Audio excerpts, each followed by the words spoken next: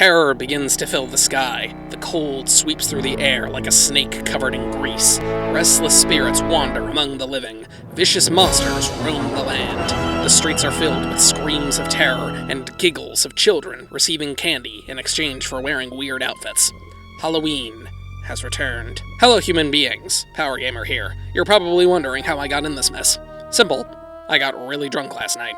But anyways, I've encountered many a foe on Hallows Eve. Aliens probing my brain, ghosts trying to escape captivity, and even a castle attempting to end my life. But I've grown tough from these experiences, so I decided to use that knowledge to my advantage and take up the life of a detective. Plus, I hear those gigs pray pretty well, and it looks like I picked a good time to take up the mantle, as for the past month, many faces have begun to vanish, and most of these are names I couldn't care less about, but there's one that grabbed my attention. My old pal, Zev Grev. With the situation now affecting me personally, I knew I had to figure out what was going on here. I went to his house to look for clues, but all I could find was an old gum wrapper. It's clear that if I want to find my friend, I'm gonna have to venture out farther than I've ever been before. If I'm going to find this guy, we're gonna need to head into the city. But of course, a good detective knows how to keep themselves alert, and what better way to do that than by playing a video game to assist me and improve my deduction skills. And I think I know just the one. Using these special sunglasses that allow me to connect to my PS4 from anywhere, I can solve this case while playing one of the most critically acclaimed cult classic video games of all time. Grim Fandango. Grim Fandango, one of the finest examples of video games as art. A game that transcends what most people would expect from this medium, and it truly was ahead of its time, which might not have been such a good thing. The game comes from LucasArts and was directed by Tim Schafer, a man and studio that were known for creating some of the most popular PC titles of the 90s. From Monkey Island to Sam & Max to Day of the Tentacle, these are names that became a stamp of gold among point-and-click fans. Schafer originally pitched the idea to LucasArts, alongside the game Full Throttle, but it was rejected. However, after Full Throttle proved to be a big success, Grim Fandango was given the green light. Development began in 1995 and was an attempt to repopularize the genre of graphic adventure games, as their popularity was beginning to slow down by this point. It utilized pre-rendered backgrounds with 3D images alongside full-motion video cutscenes, which was a really ambitious practice for the time. The style was a combination of Aztec beliefs of the afterlife and classic film noir of the 1940s, such as the Maltese Falcon or Casablanca. Schafer believed that these two styles would allow for both interesting storytelling as well as engaging dialogue. This idea bled heavily into the soundtrack, which combined many styles of music, including orchestral, jazz, swing, and more. Grim Fandango was released for PC on October 30th, 1998, but sadly, it was a commercial failure, and the final nail in the coffin for LucasArts deciding to move on from adventure games, as they believed the genre had passed on. But little did they know that this title received some serious critical acclaim, and is often hailed as one of the best games of its style. Grim Fandango would eventually rise through the ranks and become one of the pioneer examples of a cult classic video game. So much so that years later, Schafer's own studio, Double Fine Entertainment, was able to completely remaster the game from the ground up, which would release in 2015 on PC as well as a plethora of home consoles and mobile devices, giving this game the attention it arguably deserved from the beginning, and that's the version I'll be playing today. If I'm gonna solve this case, I'm gonna need all the help I can get. I've been wanting to try this game out for a while, so let's hope it'll help me find those poor missing people, because if it doesn't, how the hell am I gonna get paid? Whatever, while I investigate these crimes, let's uncover another mystery in the land of the dead.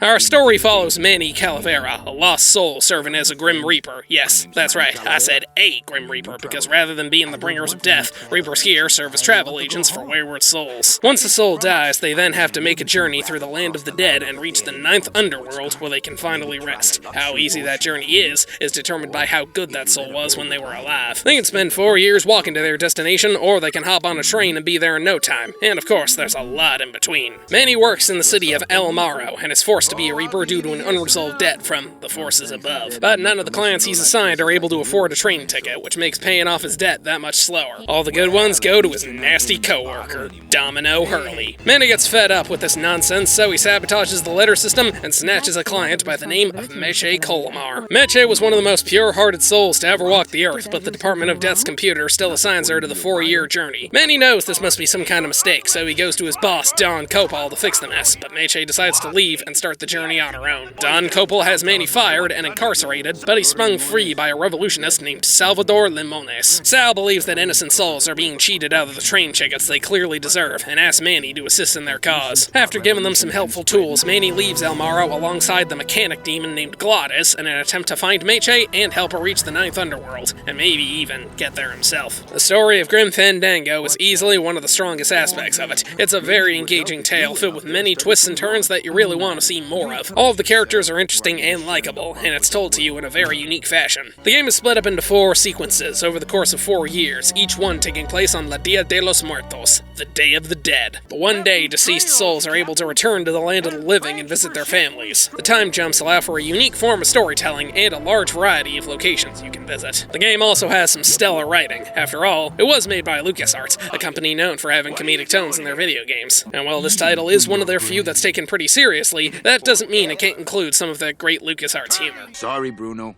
but you didn't qualify for anything better. But here, have this complimentary mug. Why can't you hit customers anymore? Exactly. It makes no sense. Just give me a minute to get ready. Okay, but if you hear a loud explosion anytime soon, the trip's off. But Manny's not the only one with a case to solve. There's people missing in this city, and I gotta find them. But why would so many people just vanish like that? Who could orchestrate this whole thing? There's only 2 groups of people in the world who can manage something like that. The Mafia, which went extinct in this town 30 years ago, or the absurdly rich. And there's no one in this town richer than the founder and CEO of the bread company, Lawrence Clark.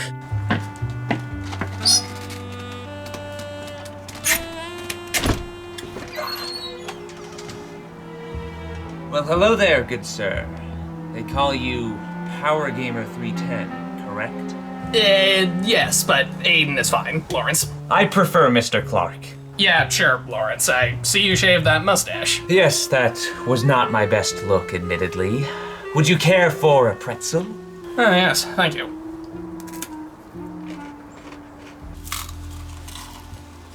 So, what brings you to the head of the bread company on this fine day? Well, you see, Lawrence. It's Mr. Clark. Mr. Clark, you might have noticed that several people around town have gone missing lately. No, not really. I have a lot of workers to look after. Well, one of those people might interest you. Our old pal, Zeb Grev. Zev? We played Super Smash Brothers with him. We went to his Christmas party last year. He was on that game show, Cliche Phrases. Oh, yeah! Now I remember. Oh, God, I love that show.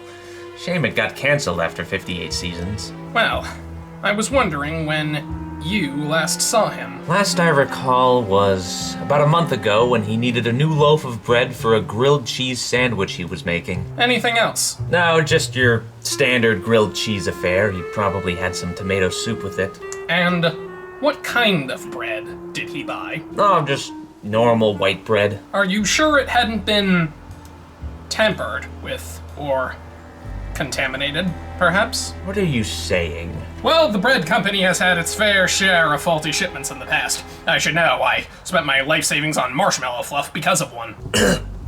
Are you saying I'm the reason these people are missing? That certainly isn't out of the realm of possibilities. I am way too busy running a company of this magnitude to waste my time running around kidnapping the little people. What would I even do with them? What benefit would I get out of that? That's exactly what I'm trying to figure out. Well, I can tell you now, I have absolutely nothing to do with this. Now, if you would be so kind, please leave. I have some very important business I need to attend to. Oh, very well. I think I've gathered all the information I need. Thank you for your time, and the pretzel as well, Lawrence. That's Mr. Clark! Yeah, sure, whatever. Bye. Well, that may have been a dead end, but Lawrence isn't exactly off the hook just yet. If I'm gonna get anywhere, though, my search is gonna have to go elsewhere. In the meantime, let's get back to the game. The game's presentation is just as impeccable as its writing. The art direction of this game is some top-notch stuff. It replicates the style of those classic film noirs perfectly, and this here remaster just makes the visuals even better. And while the in-game animations are a little basic, the FMV cutscenes still look fine as ever. Not to mention the music is exactly the stuff you want to hear when it comes to this game, and the voice acting is quite good. This ain't no run-of-the-mill cast of unknowns half-assing it for a quick paycheck like other games of this time. They got some pretty prominent names to play these characters, like Tony Plata, Pamela Adlin, Jim Ward, and even the legend himself, Tom Kane. But now what do you say we take a look at this here gameplay? It's a point-and-click adventure game where you have to use your surroundings to solve some pretty complicated puzzles, or at least it would be called that if there were any actual point-and-clicking. You don't just move a cursor or mouse in order to decide where to go or what to do. You actually have free control over our pal Manny right here. The original release was similar to games like Resident Evil or Alone in the Dark, where you use tank controls in areas with constantly changing camera angles, but the remaster lets you use it in a more traditional sense, which is what I went with, although that does make switching screens just a little confusing. Grim Fandango is all about immersion, as you don't have any sort of menu navigation. Everything is explained via in-game dialogue or hints. You move around the various areas, talking to different people and picking up all sorts of random objects. As I stated before, the game is split up into 4 chapters, and most of them take place in only 1 or 2 locations. As these games go, you grab anything that might be of use to you and store it in your coat. However, once you don't need something anymore, it's automatically removed from your inventory. There's only one thing you keep in between areas, and that's Manny's trusty scythe. He is a reaper after all, and he keeps it where his heart used to be. There's no telling what kind of objects you'll find along your path, but I'll tell you, they all come in handy at least once. That gives me an idea. I should scope out the area and look for clues. As I stroll up and down the street of this here city, I see a vast assortment of rubbish. Trash, leaves, and dirt line these roads more than the buildings, and yet nothing seems to give me any clues about the missing people. But wait, what's this? Another stray gum wrapper, just like the one at Zev's house. What are the chances of finding 2 of these in unrelated places? Well, honestly pretty likely, but I feel like there's a connection here. Gum ain't exactly something people just hand out willy-nilly. You gotta go through a lot to get your hands on it. And what kind of people would go through all that trouble? Those that have nowhere else to go, and nothing to lose. But grabbing things is only one piece of the puzzle. If you want advice on what to get, you gotta enter some conversations. Each area has a vast repertoire of colorful folks you gotta talk to, and as these games go, you've got plenty of options for dialogue, most of which are important in giving you hints or fleshing out the world, but after a while you find one that's entirely necessary to clearing the story. And this is where we get some of the most emotional and hilarious moments to ever grace this dark hole of a city. Like I said, this game has a top-tier cast of characters, and these moments are what allows them to really shine. The writing is easily what makes this game interesting for me, but the main bulk is, of course, solving the puzzles. And this is where we run into the biggest problem. I am really bad at point-and-click games. These types of things are ones that really make you need to think, since, well, that's basically all the gameplay there is. And I admit, it can be very satisfying to figure some of this stuff out. Very satisfying indeed. But it's easier to get stumped in these types of games than it is to lose a penny in the ocean. There's all kinds of places to explore and stuff to grab, and while some of it is fairly easy to guess, many of these things can be very, and I mean very confusing. A lot of these puzzles require some really out-of-the-box there thinking, and sadly it's not always clear where you can go or what items need to be picked up. Doesn't help that this game is really picky with where you need to stand in order to activate certain things. In some puzzles you have to do the same action multiple times in a row, so you need to be stubborn to get through some parts, but not too stubborn, or you just end up wasting your precious time. And speaking of precious time, I gotta get a move on. There's many things that could cause someone to hit rock bottom and take up gum smuggling. A loved one leaving you, house destruction from a hurricane, or losing your job because the company went out of business, like what happened to the Smash Bros. Agency. Evening, Vanessa. What do you want? Seems like you've fallen on some hard times. Yeah, so what? Well, it's just that people who fall on hard times tend to turn to less than ideal methods to get by. Are you accusing me of something? Can't say I am, can't say I ain't. What do you think I would be accusing you of, perhaps? I don't know, that's why I'm asking. Listen here, Vanessa Toll. There's a lot of people in this town going missing, and the only thing I have connecting them together is some stray gum wrappers. Gum is quite the hot commodity in this area, and not everyone can get their hands on it. What does that have to do with me? Well, I know you lost your job, and by the looks of it, you're at home. And people on hard times tend to turn to desperate masters. I'm not saying you're a gum smuggler, but if you've been on the street for this long, you've probably definitely seen some of it going around. Am I wrong?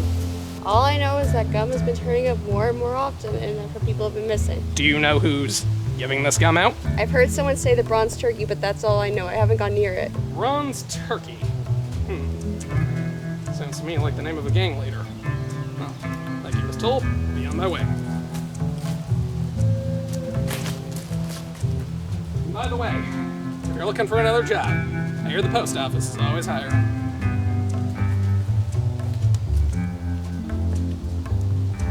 Well, I've been scouring every inch of this place, and I really can't find much more general gameplay to talk about. These games are pretty simple after all, so I guess we'll just have to go through our story. Manny's getting pretty fed up with none of his clients being worth much. Lucky for him, a mass poisoning is taking place, so he chats it up with Gladys, who drives him to the world of the living. But all he can find is another washed-up no-one named Bruno that he pops in a coffin full of foam, and he winds up getting scolded by his good-for-nothing boss, Don. So the time comes for a little sabotage. Manny pops a couple of balloons filled with packing fluid into the letter transport system, allowing him to get his hands on a high-end client intended for Domino, that client being the lovely Meche. Meche lived a good life with a pure heart, but for some reason the computer system says she doesn't qualify for a train ticket. Well, that just doesn't add up. Manny goes to speak with Don, who only ends up scolding him again. When he calls Meche in, though, Ava, the secretary, says she left to make her journey on her own, and in a fit of rage, Don throws Manny in the basement. Manny sweet talks his guard, who reveals himself to be Sal, the leader of the Lost Souls Alliance, a small group intending to bring about a revolution because train tickets are being stolen from those who deserve them and sold to the highest bidder. And we learn Ava is also a part of this. Manny is hesitant to join at first, but Sal promises to help him find Meche if he assists in their cause. Sal and Ava need two things from Manny: messenger pigeons to allow for fast communication, and his teeth to hack into the Department of Death's computer system. So we snatch up some pigeon eggs on the roof because even in death you can't escape these rats, and make an imprint of Manny's teeth to allow for computer access even when he's not there. We learn that souls must cross the Sea of Lament, and the best way for doing that is finding a ship in the port of Rubicava. So Manny finds Gladys in a modified car and travels through a dark, maze-like forest full of crazy turns and flaming beaver demons. We also learn that both Domino and Don Carlo are working for a crime boss named Hector Lamans. Hector ain't happy that they lost Meche, and he shoots Don with these darts that turn his body into a bunch of flowers, or as we in the business like to call it, sprouts him. Manny and Gladys reach Rubicava, where Manny reunites with one of his old clients, Mr. Flores, who's waiting for his wife, only to discover she left him for another soul. Happens to the best of us, old buddy. He chases after her, leaving Manny his job at a cafe, bringing us to the end of year one.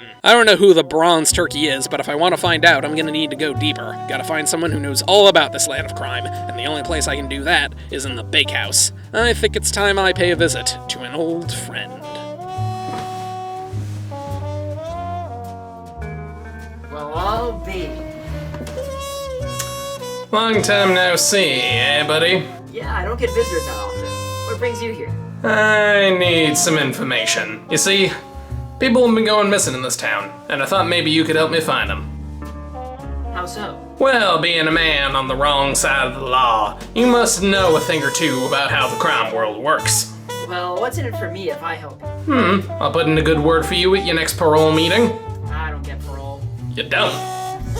You don't know what they do to jaywalkers in here, man. It's some serious stuff. Right. Well, how about I promise to come visit you at Thanksgiving? Deal, ask away. First off, what do you know about getting gum around here? Well, I know people pay a pretty penny to get it. And how would one get it? You just gotta know the right people. Word on the street is that one of those people is the Bronze Turkey. A man with that much of that good stuff could run this town from the shadows and easily take care of anyone, just like that. Do you know where I could find him? Wow, you are an idiot. Huh? The Bronze Turkey ain't a gang leader. It's a restaurant, home to one of the finest chefs the city's ever seen. His name is Macaroni. Macaroni? Maybe he has some connection to this whole thing. I guess I'll have to pay him a visit. Thanks for your help, Rob. It's Bob. Yeah, that's what I said. Bye, Rick.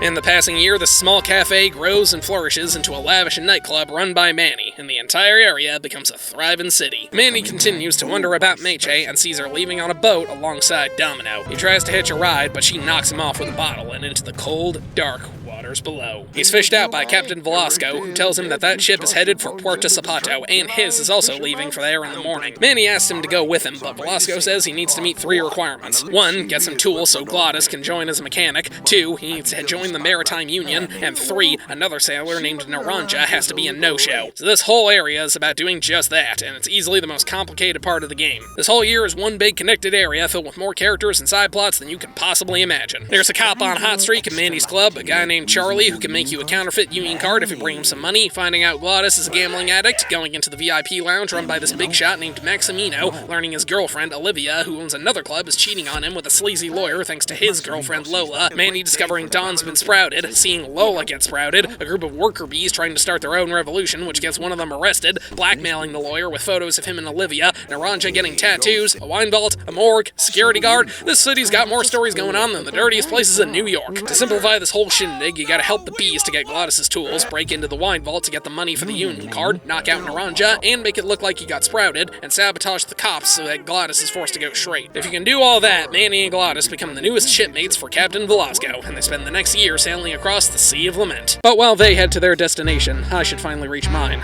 The bronze turkey is more grand than I imagine, and I'm sure old Mac would love it if I dropped by.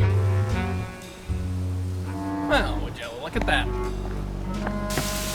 Hello, sir. You wouldn't happen to work at this fine establishment, would you? I sure do. Chef Macaroni at your service. Yes, that's nice. So, what kind of food are you in the mood for? Actually, I'm not here to eat. I'm here to search. I need answers. Sorry, don't know how to cook that. Well, do you know anything about gum? Gum? That's not a food. You can't eat that. I assure you, not one single speck of gum in my restaurant. Is that so, Mr. Aroni? Because, word on the street here is that this is the best place to find gum. What? Why do you even want to know about that? Because several people in this city have gone missing, and the only thing I have connecting them together is gum.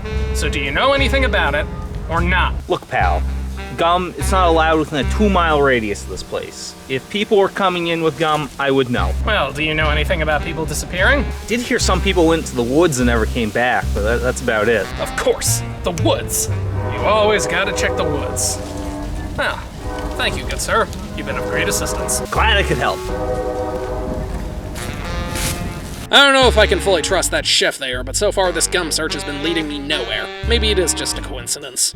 Regardless, the woods sound like a great place to search, so I better head that way now. Year 3, we see the ship has gotten quite the upgrade, and our pal Manny has been promoted to captain. They finally reach Puerto Zapato, only to find out it was a trap set up by Hector and his gang. They invade the ship and sprout most of the crew, but Manny and Glottis escape by ripping the boat in half with the anchor, and they sink into the ocean below. They find this guy with a light who's been walking around in circles for years, and partially sacrifice him to a giant octopus. We find ourselves in a mining facility on the edge of the world, and going inside, we finally reunite with Meche. She reveals she knocked Manny off the boat to protect him. As it turns out, this whole thing was a setup. Domino comes in and says he lured Manny here so he could take Domino's place running this low-life sweatshop before throwing Glottis in the drain and knocking him out. After coming to, we see these young angels being forced to make light bulbs, just when I thought they couldn't get any sicker. We speak with Domino some more and finally learn the truth behind this whole mess. He was getting all the high-end clients so he and Don could steal their tickets for Hector, who then resells them to those who don't deserve it, while the real clients get thrown into the ocean and become indentured servants at this factory. I think it's time we bust out of this place, but we're gonna need some more equipment. Thankfully, going down here, we find Glottis survived thanks to this old boat that was chained to the island. So we bust up this claw and use the chain to haul it back up. Then we get our hands on a gun thanks to that diver friend we met earlier. He survived the cephalopod after all. We show the gun to Meche, but she tries to hold Manny up, only to wind up thrown in a cooler. This in turn leads us to the dumbest part of the game. You gotta bust open this part and then use the door to twist the tumblers. And this game right here says nothing about which way these little suckers are supposed to be facing. Not to mention if you try and open it, it screws them all up and you have to do it again, because for some reason, you need to put your scythe in between them and then open the door. What kind of no-brain, good-for-nothing scumbag came up with that? But then you just gotta mess around in this cell where you find the tickets that Hector's been selling, only to learn they're all fakes. We use the sprinkler system to bust out, and Manny and Meche meet with Glottis and the released angels at the boat. But Domino chases after them, and Manny stops him by stabbing the octopus in his submarine. Domino gets crunched up while Manny is saved, and they spend the rest of the year moving forward. This is one of the darkest and grimiest areas in the whole city, a place where all kinds of shady deals end up taking place. As I scope around, I see all kinds of muck and scum, but despite that, there doesn't seem to be any evidence of kidnapping or gum deals going on anywhere. Wait a minute. What's this? Do my eyes deceive me, or is that an unusually large barrel? But what could possibly be inside? Only one way to find out. Well, I'll be a monkey's uncle. This baby's filled to the brim with gum! How on earth did someone get their hands on this haul? And more importantly, who did it? What's this? some kind of weird stone totem, and a list. Wait a minute, this list has all the people that went missing, and it says they all worked at the gum factory. The gum factory burned down 10 years ago. That's why they all went missing. There was a reason that place burned down, and it looks like the culprit is trying to cover their tracks. This idol thing has gotta mean something, but what? Only one way to find out. Gum factory, here I come. In year 4, the team finally reaches the end of the line, but they won't let Meche through without her ticket since they think she's the one who sold it to an undeserved soul, and we see the result of someone doing that. If that wasn't bad enough, Glottis is on his deathbed since he hasn't been able to do any mechanical work, and Manny gets a message from Hector saying he's after him. But on the bright side, Bruno finally made it. Manny promises to find Meche's ticket, so we fix up some rocket fuel and use this gondola to fly down the track to return to El Morro and bring Glottis back, but sadly they wind up stranded back in Rubacava. We try to get our old car back, only to find it's been booby-trapped. So we gotta look around, find Velasco, who abandons his post, and Olivia, who offers to come with us. Thanks to Glottis' stomach acid, we managed to disarm the trap and return to El Morro, which Hector has transformed into Vegas for the dead, only somehow it smells less like death. Once there, they reunite with Sal and the LSA, who've grown tremendously and are attempting to sneak into Hector's base, but again, it was a trap, and many of the operatives are being sprouted, even as they speak. Olivia goes to smooth talk with Sal, while Manny and Meche attempt to sneak in themselves. After disguising himself and persuading a weapons expert to make him a gun, Manny heads into the casino, makes talk with this young couple, and finally confronts Hector. He reveals that his actual plan is to steal as many train tickets as possible for himself so he can escape the land of the dead, and selling the counterfeit tickets keeps him afloat. Manny tries to sprout Hector, but thanks to this bird he escapes, but he loses the tickets on the roof. Manny finds them and brings them to Meche, but those flying demons attack once again. Manny ends up with the briefcase and is saved by Olivia, only to discover she's taken Sal's head and is actually Hector's girlfriend. You can never trust the femme fatale. She takes him to this greenhouse far away from the city where he confronts Hector again, but this time he gets shot and thrown out. Though Manny is able to save himself with some liquid nitrogen we got back in Rubacava. Manny returns to the car where Sal sacrifices himself to take out Olivia, and then we use this ticket to find Sal's body and his gun. We shoot this tank outside, which causes the greenhouse to go haywire, and Hector is finally sprouted like the low-life scumbag good-for-nothing bastard he is. Manny returns the tickets to the rightful owners, even getting one for himself, meaning his debt has finally been paid. He and Meche bid farewell to Glottis and board the train into the Ninth Underworld. Together. And here we are, the remnants of the old gum factory. What a tragedy it was losing this place. Wait a minute. What's that? Well, well, well. Looks like we got some old friends. Freeze, miscreants! Lawrence and Mac working together. I knew you two were behind this. What are you talking about? Isn't it obvious? You're the one who burned down the gum factory so that your biggest competition would be out of the way. Then, for some extra change, you smuggle the gum and start selling it on the black market with the help of Mac. And when all the former employees start talking, you kidnap them to make them go quiet. You unbelievable moron! Who you calling a moron? You! I thought that was obvious. It seems pretty obvious to me. Well, how so am I a moron? I didn't burn down the gum factory. The original owner, Terrence Bubble, did as part of an insurance scam. Only problem is he forgot to leave when he did it, so he perished in the flames. Well, then why did I find a big barrel full of gum in the middle of the woods? What if there was a gift for you? You were the Bronze Turkey's 1,000th customer. But I didn't get anything. Oh yeah, I didn't think about that. Well, if you weren't smuggling gum and kidnapping people, then what are you doing here? I was looking to purchase this area for a brand new office building. Ever since the bread company started purchasing pretzels, our profits have gone up tenfold! I'm sorry, I just got excited about my profits. And what's the site for? Oh, this? Gift from my grandfather. They say it can kill restless spirits. Oh, great! This whole gum chase was just a complete waste of time! Now I'm back to square one, and the only thing I have is this weird stone totem thing.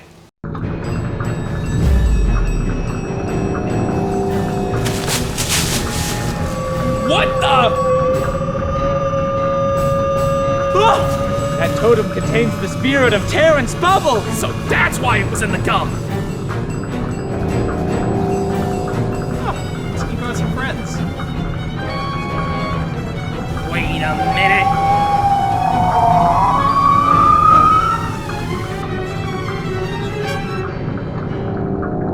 Those are the missing people! They weren't kidnapped, they were killed by a vengeful spirit! Oh, yes, that's... No, he's getting the spirit so that he can grow his power and take revenge on the rest of the world! Well, not if we have anything to say about it. Get it, Mac! Here, take this.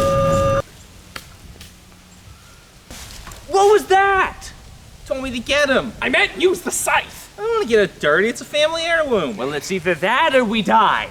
I don't know. I feel like there's probably a third, fourth, maybe even a fifth option. It's just give me that. Well, that was anticlimactic. Yeah, why do they always go down in like one hit? Beats me.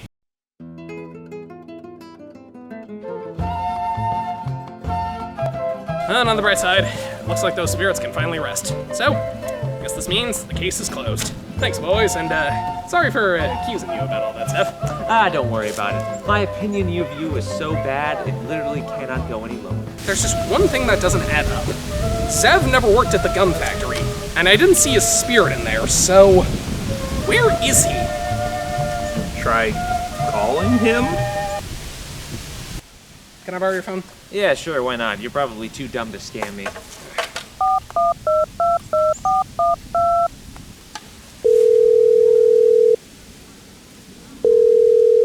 Hello? Hey, Zev, it's Aidan. Just wondering, where are you? I'm at my family reunion in Alaska. Why? Oh. No reason. Bye. Well, I would have been good to know earlier.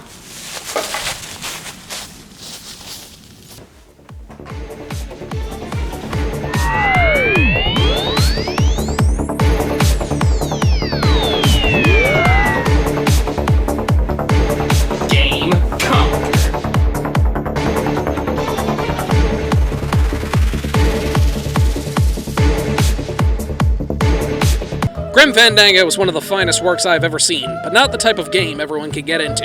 Its gameplay is very simple, and can be pretty taxing to figure out, but there is a great deal of enjoyment to be found in that, and the story, writing, and characters are among the best that have ever been created for the world of video games. I don't know if it's something everyone should play, however I do know it is something that everyone should admire. It might not be one of my favorite games of all time, but it is one I will never forget. And as I look out at the area around me, I reflect on everything I've seen.